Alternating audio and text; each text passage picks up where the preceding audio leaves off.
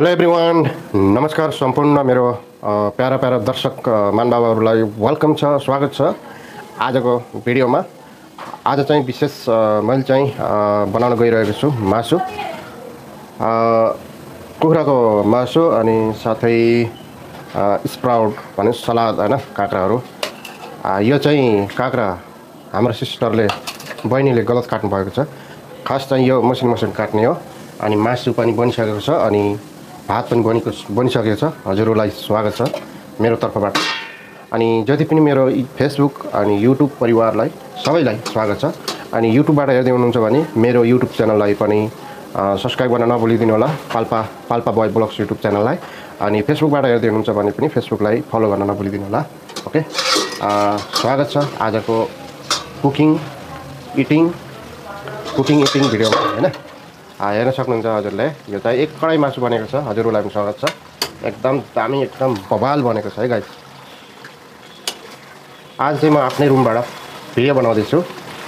वैसे त मैले धेरै जसो रुमबाटै बनाउँछु, कहिले कसो अब बाहिर जानु पर्यो भने अब आफ्नो साथीको रुमबाट पनि बनाउँछु हैन। यो चाहिँ एकदम बवाल बनेको छ मासु हैन। तपाईँले देख्न सक्नुहुन्छ मासु चाहिँ एकदम बवाल बनेको छ है गाइस। एक कडाई मासु छ। स्वागत छ सबैलाई। अनि साथै यो स्प्राउट, पिनट्स, मुम्फलीको बदामको दानाहरू पनि लिएर मैले राखेको छु हैन। भिडियोमा चाहिँ सुरुदेखि अन्त्यसम्म बनिरहनु होला, हेरिराख्नु होला हैन। अनि कमेन्ट चाहिँ गर्न नभुलिदिनु होला कुन ठाउँबाट हेर्दै हुनुहुन्छ हैन। ओके साथीहरू, यो कराईमा मासु छ भने अब यो चाहिँ प्लेटमा सलादहरू छन्, काँक्राहरू। यो काँक्राहरूलाई चाहिँ मसिनो काट्नुपर्ने हुन्छ। यो चाहिँ अलि ठुल्ठुला भयो। यसलाई चाहिँ मैले सुरुमा अलि मसिनो काट्न खोजेको थिएँ। हाम्रो एकजना बहिनीले चाहिँ उहाँलाई थाहा नभएर उहाँले चाहिँ गोलो काट्नु भएको छ। के छैन, र चाहिँ मैले हल्का मसिनो गर्नेछु।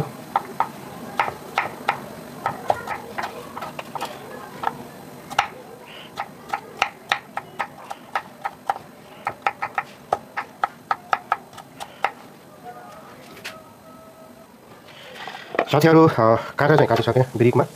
यहाँ यसमा चाहिँ राखेर स्प्राउट बनाउनु भनेको। स्प्राउट खानु मन लाग्यो क्या। यो चाहिँ सलाद, यो चाहिँ शरीरको लागि चाहिँ एकदम राम्रो हुन्छ है। यो त भरि हो त यार। यसलाई यो ठुलो थालमा राख्नुपर्छ, यो ठुलो प्लेटमा। ल, भिडियो भयो, आइडिया गजब भयो। अब यसमा चाहिँ धनियाँ धोएर काटेर राख्नु पर्यो।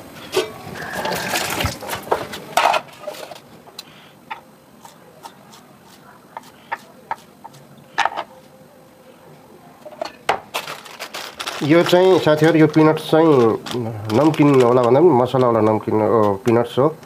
यो खास गरी मैले खोजेको अर्को हो, नमकिन होला, नुनिनो होला। हुन त यो नुनिलो छ तर यसमा मसला लागेको छ। अर्को मैले पाइनँ क्या, मिलेन। त्यसो हुनाले मैले यो लिएर आइसकेको गाइस।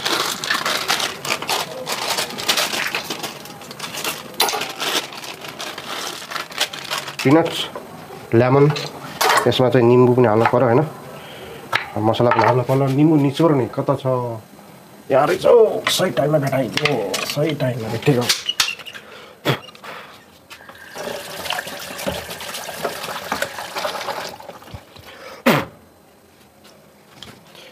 यो चाहिँ निम्बु सरर यसमा निचोरेर हैन। यसलाई निम्बु कागती, यसलाई यसमा खुर्सानी पनि काटेर हाल्नु छ।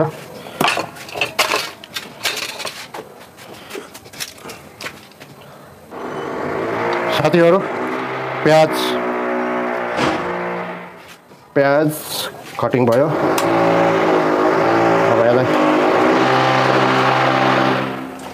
टमाटर पनि राम्रो हो सलादको लागि चाहिँ।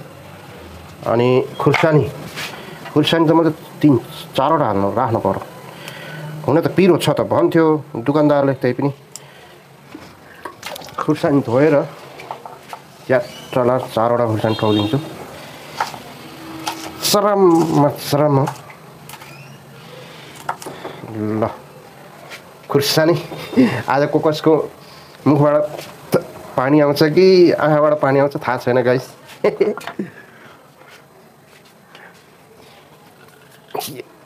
अब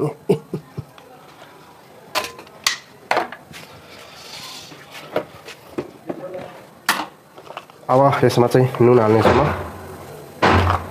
चरर नुन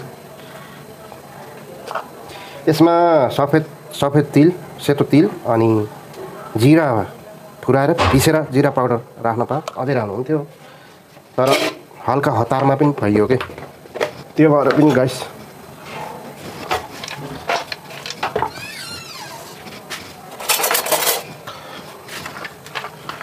स्प्राउट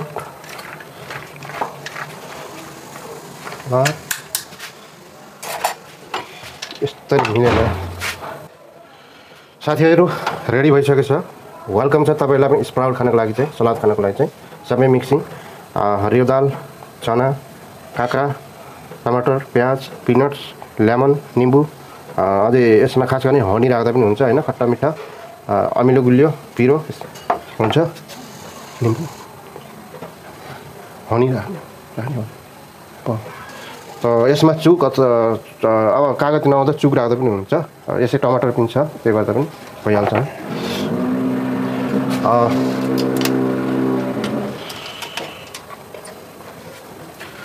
ओके साथीहरू अब खानालाई सुरु गरौँ है त हजुरहरूलाई पनि स्वागत छ फलो गर्न नबिर्सिनु होला कमेन्ट गर्न नबिर्सिनु होला कुन ठाउँमा हेर्दै हुनुहुन्छ होइन ओके युट्युबबाट हेर्दै हुनुहुन्छ भने सब्सक्राइब गर्न नबिर्सिनु होला छेउमा रहेको घन्टीलाई पनि दबाउन नबिर्सिदिनु होला हस्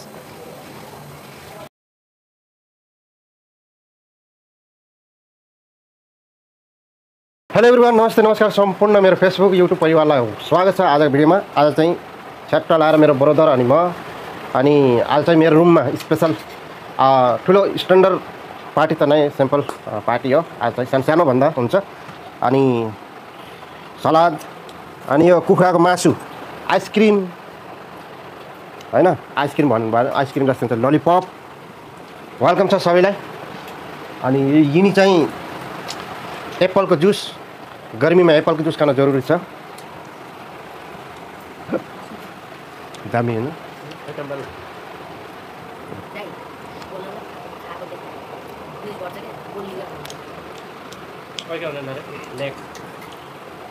लेक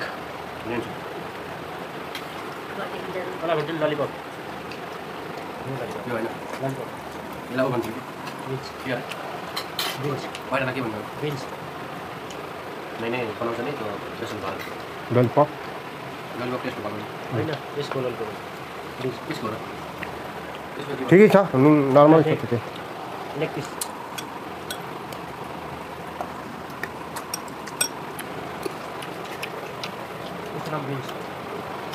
खुर्सानी कसैले टोकेछौ पिरो ठिक थियो अब हामीले खुट्टा पछाडि